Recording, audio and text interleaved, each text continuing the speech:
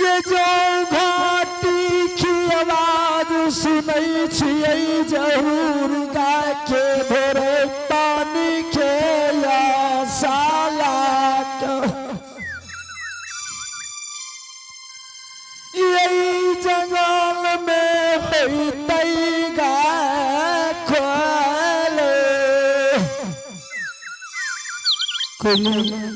हाँ बाबा के चला चलेगा के धोरई के नजदीक जाके जल के उद्देश्य पूछ चला गुरु बाबा आगे तू घर आला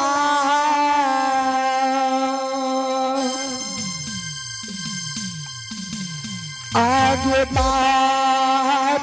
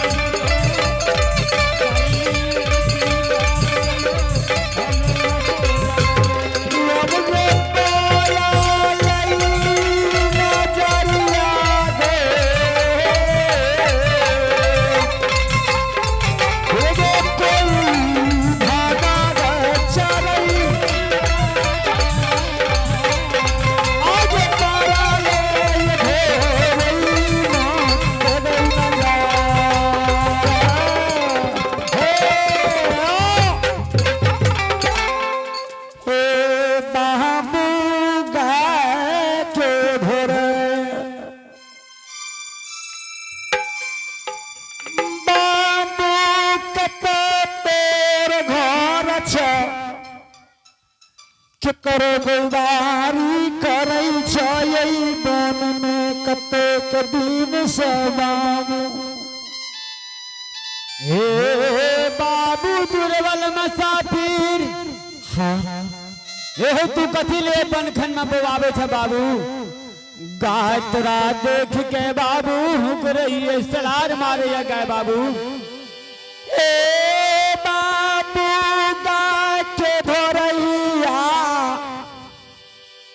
अन्न जल के कया छियै ओन ले जाऊं तो जल ले पान सीख रहलैया।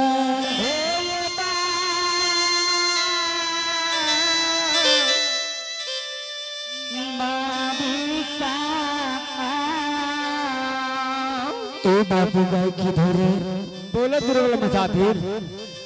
बाबू कते ननमी धान सहजा गाय के नंबे बाबू जल के उद्देश्य बता दा,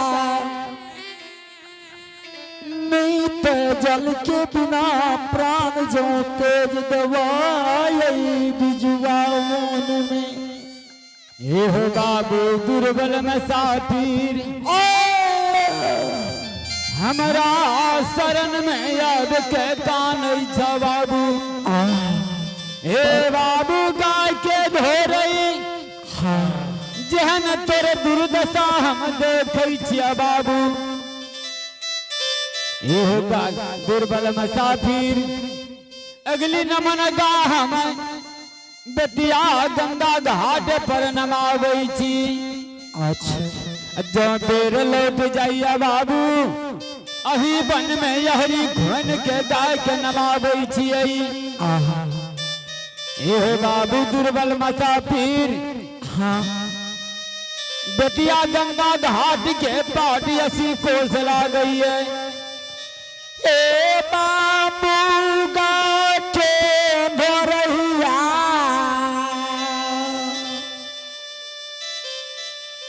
बेतिया गंगा घाट के पाट कतेक दूर लागे हमरा बता हो। हे हो दुर्बल मुसाफिर, हाँ बेतिया गंगा घाट के रास्ता में अररिया बेत जंगल छै। बैठ कुछ तोरा पैर में गड़ जेत बाबू। बाबू जल के कारण हे हो दुर्बल मुसाफिर, हाँ जो तू हमरा शरण में अब के कान छ बाबू। तोरा हम जल के उद्देश्य बता दै छी। हे हो बाबू दुर्बल मुसाफिर, हाँ अही बन के बहार में अचमीतपुर नगर लागई है।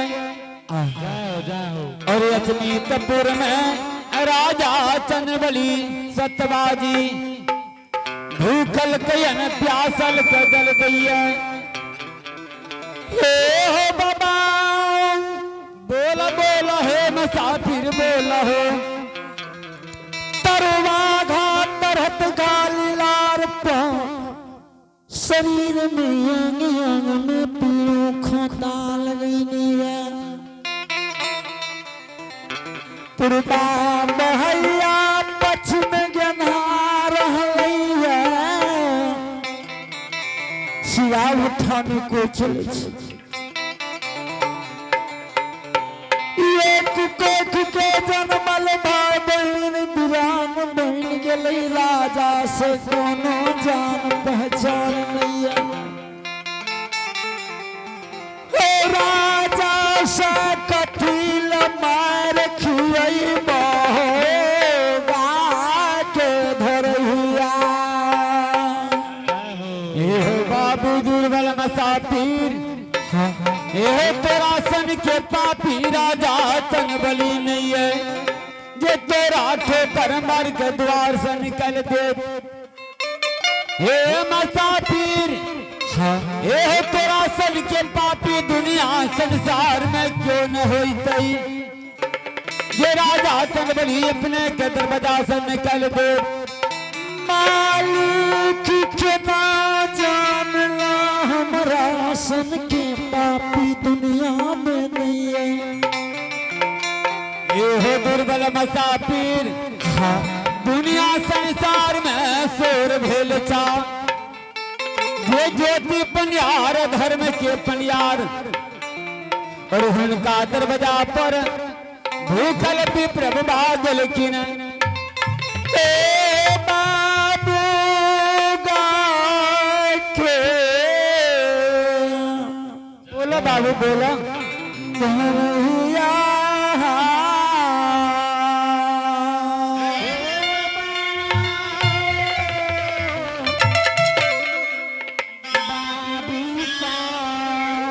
बाबू देखै में बड़ा छोट लागै छै, लेकिन बात और के तू करै छ।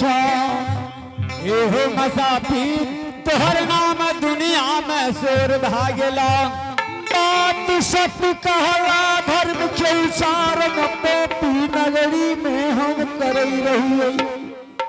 मालिक के चूक में चुकलिए 12 वर्ष के कोलिला बन केदली का जा रहलिए। एहो बाबू गाय के धोरई चल जा राजा चंद्रबली के द्वार पर। अपने के हृदय से मान भाव करते राजा चंद्रबली। एहो बाबू गाय के धोरहिया कौन रास्ता राजा के द्वार जैते हमरा कनिटा बता दहो। एहो मुसाफिर अही बन से बाहर राजा के कोठा घर मार लौटता। अही रास्ता से चल गई है राजा चंद्रबली के द्वार पर।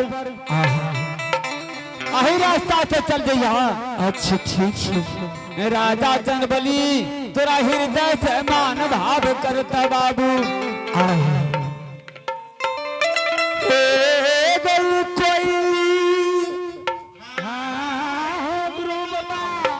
चला चला राजा के देखिए सकरा में एको गो को हमरा विपत के बेर में हैया कि नहीं हैया।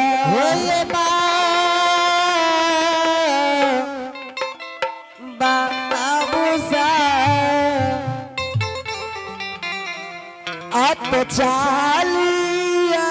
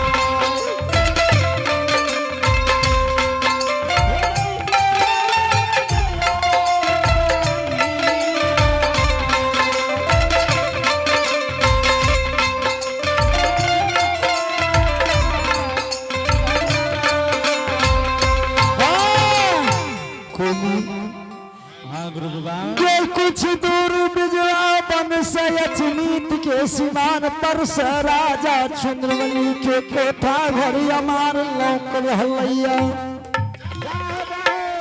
गे कोई कुछ देर आराम क्या ले अचमीत के सीमान पर गे कोई तो राजा की द्वार पर जाम गए गे कोई गे कुछ देर यही जगह से ही आवी देखी आवे कि नहीं को गे प्रयास गोद जो लागते तो जरूर रैयत प्रजा दौड़ते घूर जब राजा की द्वार पर नहीं जब